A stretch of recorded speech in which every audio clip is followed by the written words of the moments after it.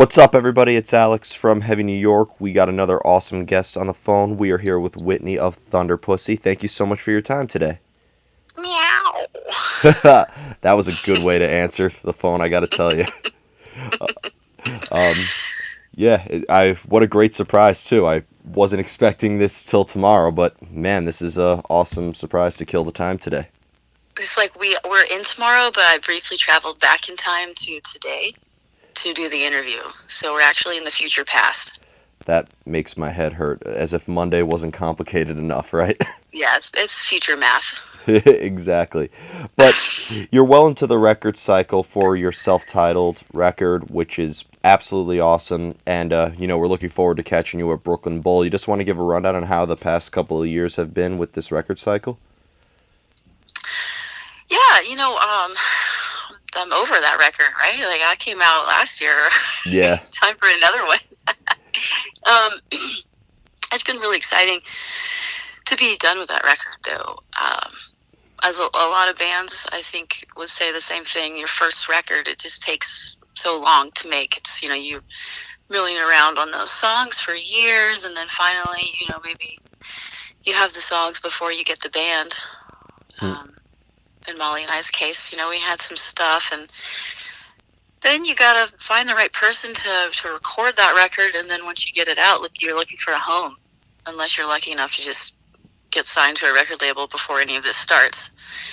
But yeah, we were really proud of it, and working with Sylvia Massey was really an eye-opening experience. Definitely sort of expanded our minds on the definitely. possibilities of recording, and it's been really fun having something to tour behind. And we have taken most of the year off from touring this year to not only search for a new drummer, because Ruby Dunphy left us right after the new year, but also to just demo and write and work on the next project and come up with new material.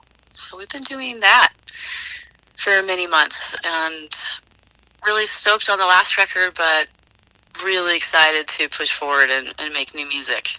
Absolutely. Are you planning to like kind of create a similar sound to the self-titled record, or do you want to make like a new record, experiment a little bit more, and take maybe a new approach? I want it to just sound bigger. I think the the record that we made. I love the songs, but it was always a struggle in the mixing process to get it to sound bigger, and wider. And I think we're still trying to find that sound, and still trying to find the right producers, the right mixers, the right team. I love everyone that we worked with before, but um, we've been experimenting with other. We've been sleeping around with other engineers and other musical folk in trying to get the right sounds, and we have that'll just be an endless pursuit, I think. But as far as the music, I don't think there'll be any drastic departures. But we have been really working on lyrical content and the songwriting element, arrangements and fitting things together in the studio in the way that you get to do it there. You don't have to worry about doing the pedal dance when you're playing guitar, or singing and doing something else. You can really focus on the craft, and that's always really fun for us. Yeah. You mentioned with mixing, I always feel like mixing can make or break a record because you don't want to Yeah. overproduce something. You don't want to, make it sound completely robotic, but you also don't want to underutilize it and make it sound too raw and unpolished. Is there like, there has to be like a pinnacle moment to know when to stop working on something, right? Yeah, there does, and it's so nuanced what mixing actually is. And I know if you haven't sat in a room and watched somebody mix or tried to mix something yourself, then it's hard to really grasp how important it is and what it actually does to a song, because it kind of just gives it that certain something. And if it's mixed well, you're not even understanding why you love it so much. But like I said, it can just have a depth to it, and it can very obviously not have a depth to it. If you hear one song mixed two ways, one it can be mixed just very flat and run of the mill, and the other one can sound really dynamic and huge, and that's just one element of it. The other element is what you're talking about, like actually picking the really tame takes, the quote unquote perfect takes, and then polishing those up and pitch correcting the vocal and sticking each drum snare hit on the click in the box and all that kind of stuff. That's some people will go that far in production and then make it even more obvious in mixing that you've gone to all, taking out all the breaths and the clicks and taking out everything. And, people tend to go too far a lot of the time. Yeah, absolutely. But it's just a game, like you said. You've got to reserve some of that rawness because, hey man, it's rock and roll, right? Exactly. It's got to have some attitude. Yeah. And I've noticed that even like with the self-titled record, I mean, there's songs on here that are a little bit longer, like Torpedo Love being over 5 minutes, but then you have a song like titled Thunderpussy, which is less than 4 minutes, and then you have Pick It Up, which is like 3.5 minutes. Like there has to be a moment to know when you are done working on the song yourself, right? Yeah, I don't really like to play the game. How long is the song? If it's long, maybe. For me, if it's long, I'm like, well, now we should just go for it. Just make it 7 minutes, whatever. But it's really like just kind of the seeds of the songs. When you're writing them, they kind of tell you what to do. Like the blueprint is in the seed. Mm-hmm. Like when when you're writing it, you just gotta kind of let it breathe and become whatever it wants to become. And some songs are quick and dirty and they don't need a bridge, and other songs, you get really into the writing process, and the next thing you know, you've got like 4 parts or something. You're like, well, now it's a 10-minute song.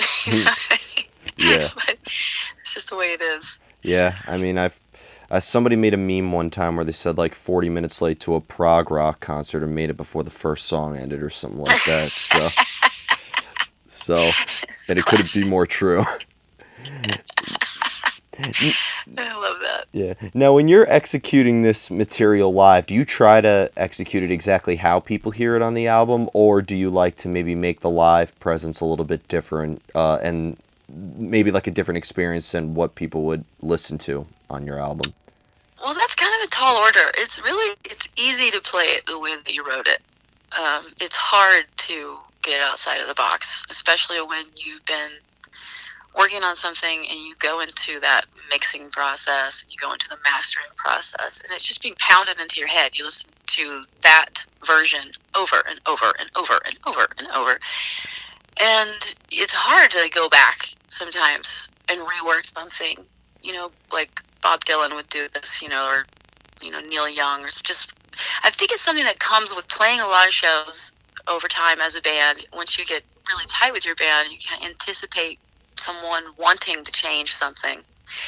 You can almost feel it live. You'd be like, I can tell that the drums want to not go to the bridge here, and you just start, and you maybe start talking about that, and you're like, let's mess this song up. Let's go back and switch the tempo, or do the chorus 3 times at the end, or let's turn this into a medley. That's kind of just like the fun stuff that comes with touring, I think. But it's usually not a conscious process when we switch something up. It's usually just you live with a song long enough and you realize that it like wants to grow in a different direction, and that's kind of a fun moment when you can start messing around with your songs. And there's some songs that I've just never, I'll never play the solo to Speed Queen the same way twice. It's just too fun to mess it up. But Exactly. the other songs, people want to hear that one part the way it is on the record. You got to kind of be cognizant of that. If you're going to totally destroy your set, maybe just try to do it in one area, because people still want to hear the songs that they love. Yeah. Yeah, it's a fun game. Yeah. Well, Keeps things fresh.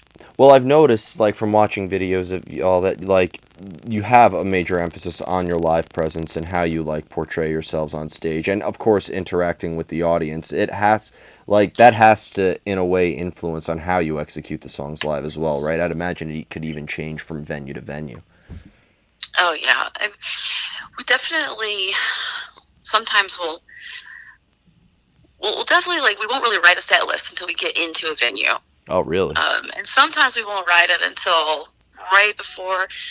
It's not, sometimes we'll be walking to the stage ripping up the set list and be like, we're calling it, because the crowd will have just changed, drastically from when we got there, or whatever. I mean, honestly, if you had plans, you were going to test out some new material, and you get to the show and you realize that the crowd is just like, maybe they're standoffish, or you're not feeling safe to do that anymore or something, then you gotta switch it up. You gotta be like, let's give them what they want, let's get them rocking out, let's start a mosh pit for a couple songs and like get them engaged, and then we'll try the new material. You just gotta kind of feel it out. A lot of times we'll just abandon a set list in the middle of a set. That is a Just, bold move. I give you all a lot of credit. oh man, well, sometimes you just don't know what's gonna happen, and sometimes Molly will all look up and she's not on the stage anymore. She's out in the crowd, forming a conga line or something. And it's like, well, now we have to improvise for 10 minutes because I don't know when she's going to come back. Stuff like that happens all the time. If you play a show at like Madison Square Garden one day, she should like do that in the middle of the floor. It'll probably be like an hour and a half before she is able to get back on stage. I wouldn't be surprised. That's like a Dan Deacon move. Yeah, Yeah. exactly. Now, Cool. another thing I'm really curious about is that I feel like Thunderpussy has a lot of meaning behind the music. I feel like your subject matters and the meaning of your music really supports the sound of it as well. Does the is like there a certain meaning or subject matter that you try to inform your listeners on, or maybe try to, maybe get your listeners see things from your point of view, or do you like to leave your music open to interpretation? Well, it's a little bit of both. Really recently in this last process, Molly's been emerging as writing a lot more lyrics, and I've just kind of been helping her fill in holes a lot.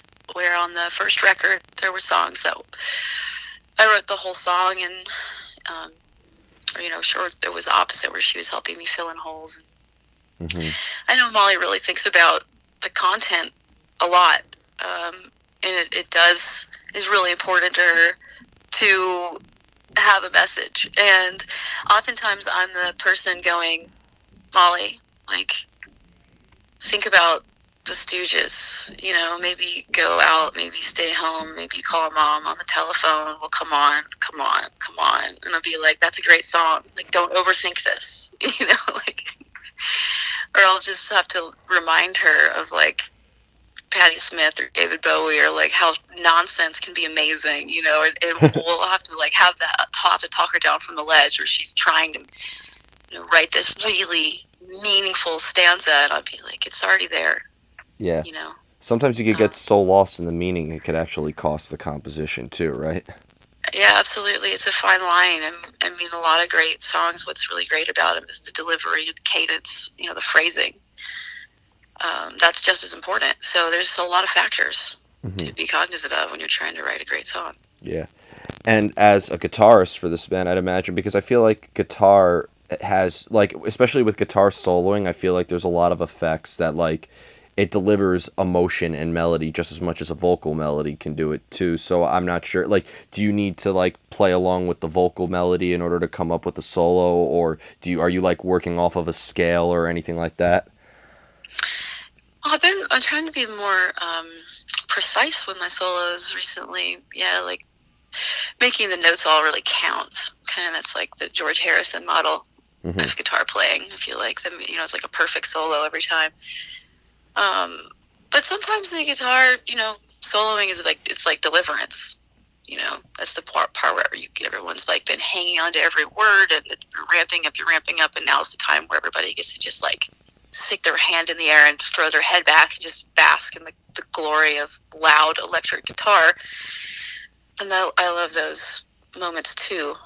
Mm-hmm. But what's really hard is, playing rhythm and lead and trying to fit that around the verses, Of and course. trying to fit that around the chorus, and trying to emphasize both things while making them better and not worse, So that's a real trick. Yeah, I mean, sometimes there is soloing that like maybe one could look at it as maybe like, oh, you didn't need to put it there, or maybe one solo is, too much or too little. I feel like you have to be very tasty with it. You can underuse it or overuse it very easily. Yeah, and I'm just always, sometimes I'll be, my melody line is a string of notes, and someone might look at it as like, oh, it sounds like you're soloing under the verse, and I'm like, oh, I guess it does kind of sound like that, but I just, sometimes I shy away from using chords because I feel like I need to be doing more, filling the space, and sometimes that's just wrong. Hmm. You got to leave holes for other people. So it's always a learning process, and hearing other people's opinions is always pretty interesting. Yeah. Like that, like, is that a bridge? Is that a verse? Is that a solo? What is that? You're like, oh, I just thought it was a chorus. Oh, okay. There you go. And the Yeah. final question I wanted to ask you is because I know you guys are from Seattle, right? That's Yep. right. And I didn't just guess that from looking at the area code on the phone. I actually Uh, but I've interviewed actually a lot of bands that are from Washington State, like the Cascadian region, like Oregon, and Seattle, and a lot of Northern California and stuff. Yeah. I heard like even nowadays, like obviously when people hear of rock and roll in Seattle, of course, like the first thing they're gonna think of is the history with grunge and stuff like that. But I'd Yeah. imagine there's still a phenomenal, thriving metal scene and rock scene in Seattle still, right?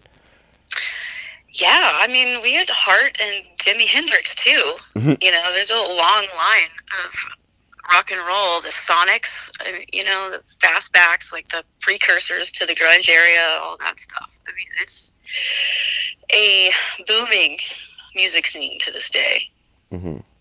and it's full of sort of aging musicians as well that still are a huge part of this community. I mean, there's still bands that were contemporaries of Pearl Jam and Soundgarden, and Nirvana that, or these guys are still out making music. You can still go see them on a Saturday night, and everything from those guys on down to young kids.